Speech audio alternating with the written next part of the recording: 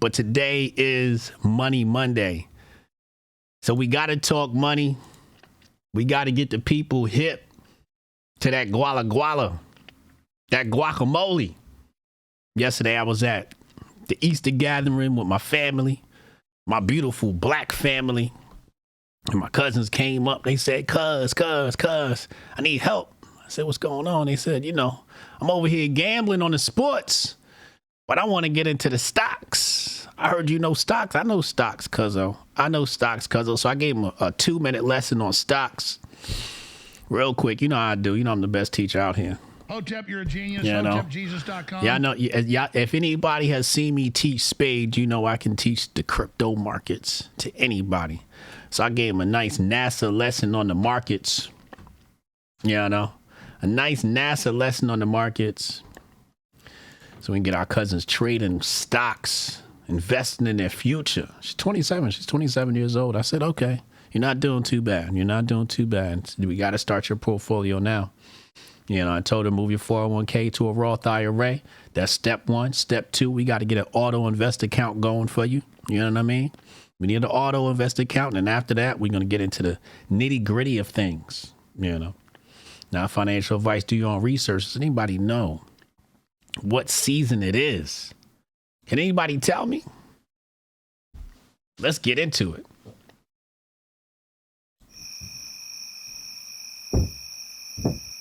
As far back as I can remember, I always wanted to be a fat nigga.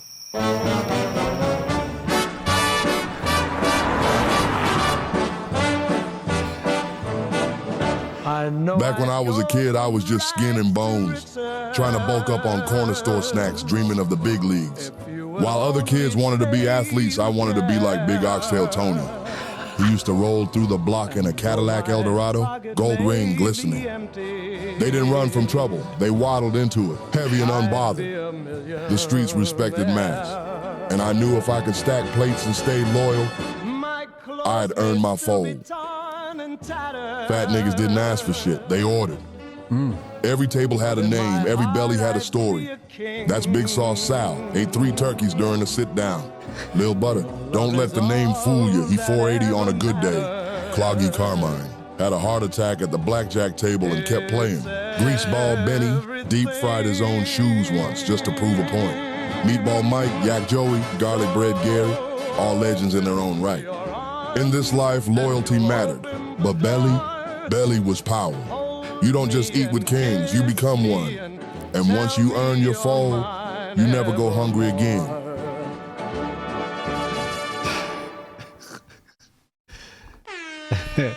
Fat fellas. Nerd said this is the best one. Is it? Yo, I don't know what it is, but something about Goodfellas and them Italian mob movies, it feels ethnic. It just feels right. I can't get enough. Coach said that's the best one. Did y'all watch Sinners yet? We're going to talk about Sinners. I got it in it. Come on now. Can I get through the program? We're going to talk about Sinners. Can I get through the program? Yeah, we're going to talk about it. We got to talk about this money first. Hold up, man. Priorities, my niggas. Priorities. We got to talk about this money. This money. Analyst flags major Tesla problems ahead unless Elon takes bold action move. Seems like Tesla's having problems, and they're attributed to Elon Musk specifically because he want to play around at the White House. Yeah, to put his company at risk. Yeah. We have an issue with him in Europe. Materazzi said people aren't just selling their cars here. They're making a statement. That's a brand in free fall. Tesla shareholder Ross Gerber has called for Elon Musk to step down as CEO, arguing that the damage he has done can only be healed if the company's leadership changes dramatically. Damn. Now, Trump recently stated that Musk will be leaving his position at Doge within a couple of months, but no details have been furnished ever since. Now, tomorrow is earnings day for Tesla. You know what that means? You know what that means? Today is the day. You got to place your puts. You got to place your calls. I don't know which way we going on this. I can't tell you which way to go for legal reasons, not financial advice. Do your own research. But earnings call tomorrow, April 22nd. Which way y'all going? Type calls in the chat if y'all putting in calls. Type puts if y'all putting in puts. Let's see where y'all going with it. Shout out to my options traders. Got to put them in before 4. Got to put them in before 4. Okay. Yeah, I know. Somebody in the chat said, NVIDIA is taking a beating right now, man. All chips are taking a beating right now, including one of my faves, AMD. AMD, man. You know, it's crazy in here. Look at all these highlights I got in this. Look at these highlights. We got a lot to cover. Let's talk about AMD. Now, AMD's growth has been attributed to artificial intelligence in data center markets. Okay. And these are key to it rejoining, previous highs. Shout out to Sev in the chat. Hotel. Its data center segment, driven by EPYC processors and MI300 GPUs, saw a revenue surge in the fourth quarter, reaching a record of $3.9 billion, a 69% increase. For the full year, it went from essentially nothing to $12.6 billion. That's crazy.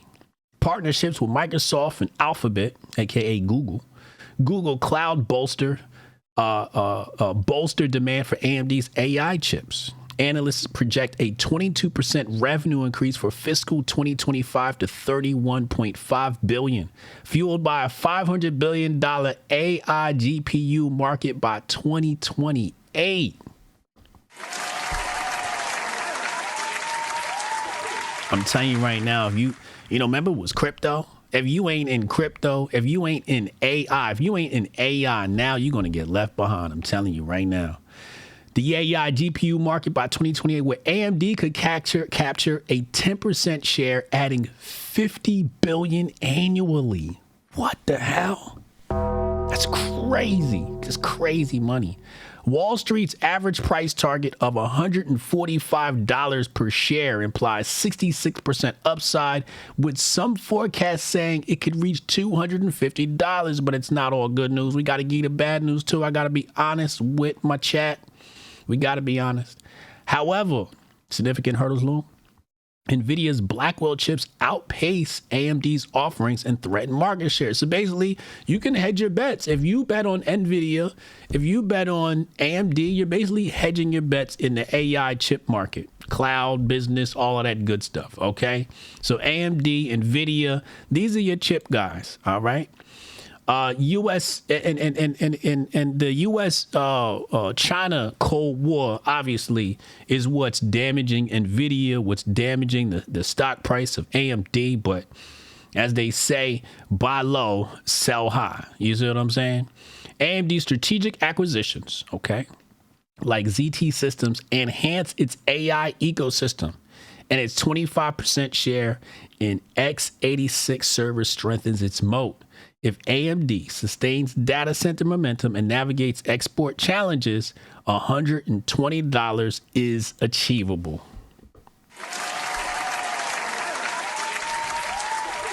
Yeah.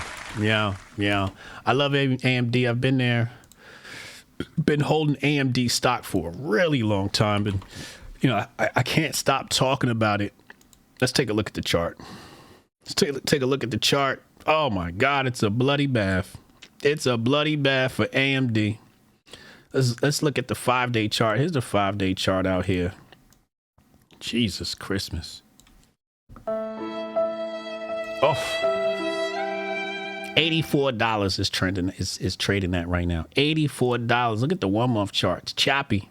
It's got gaps and shit. Yeah. 3-month. It's just dumpy. 6-month chart. It's crazy. Look at that 6-month chart. It's just falling. So keep your eye on it. Let's watch it. Lauren, you got the right idea. Keep your eye on it. AMD on the cheap. In the meantime, In the meantime, I warned you about this. I warned you about this precious metal. I warned you many months ago. Look at this chart right here. Can anybody guess what this is? Can anybody guess what precious metal this is in the chat? Huh?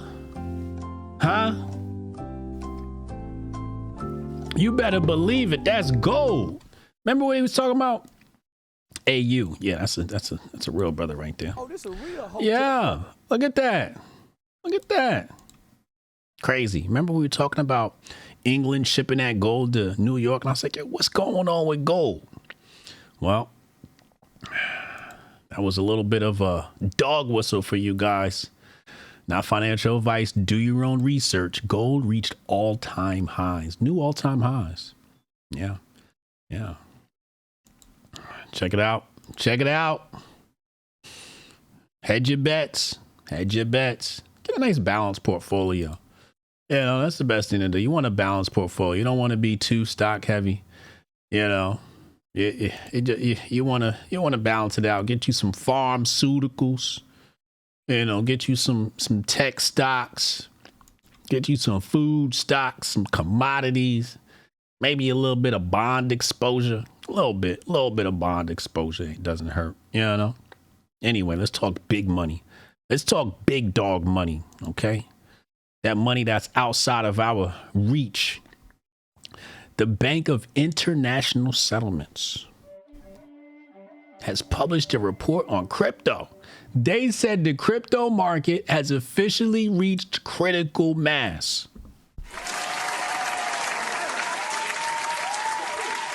That's crazy. That means it's on the cusp of mass adoption. Shout out to everybody got in early.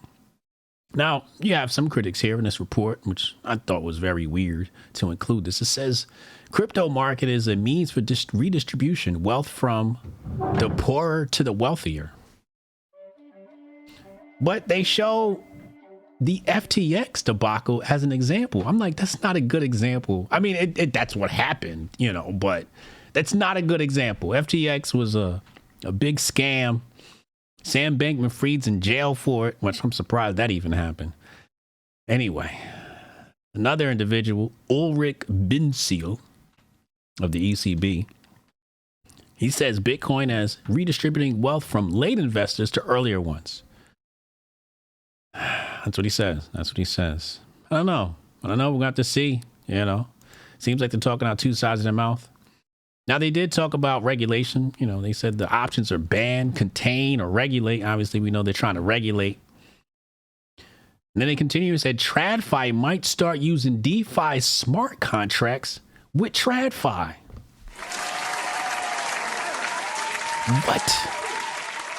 What smart contracts in TradFi? It's about to get really interesting with the products that they offer. Cryptoization of emerging market economies where residents flee local currencies for stablecoins or crypto.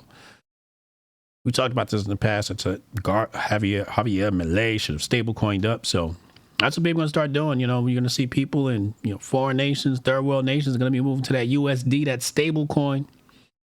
DeFi is going to help people preserve the value of their labor, because that's what money is. It's the value of your labor. Additionally, decentralized exchanges could start to be used more widely by TradFi firms and become part of the mainstream.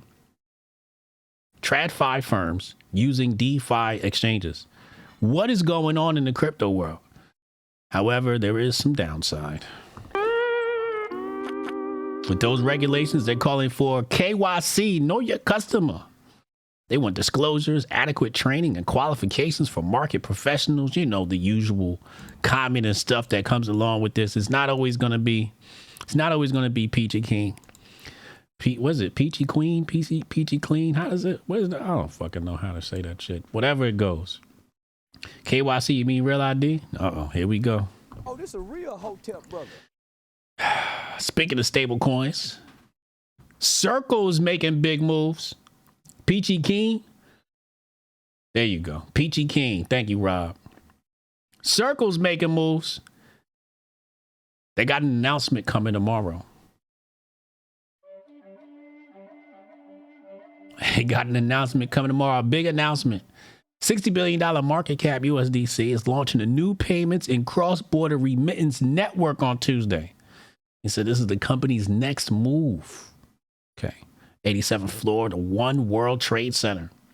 Okay. The launch event is aimed at banks, fintechs, payment service providers, PSPs, remittance providers, and USDC strategic partners. This is big business. This ain't us, unless some of you was in there. Unless some of you are big business. And I know it's a lot of big business that watches this show.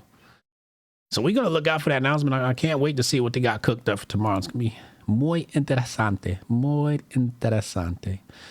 We have someone familiar with the plans that says Circle is launching a payments network that is initially targeting remittances, but is ultimately aiming to rival MasterCard and Visa.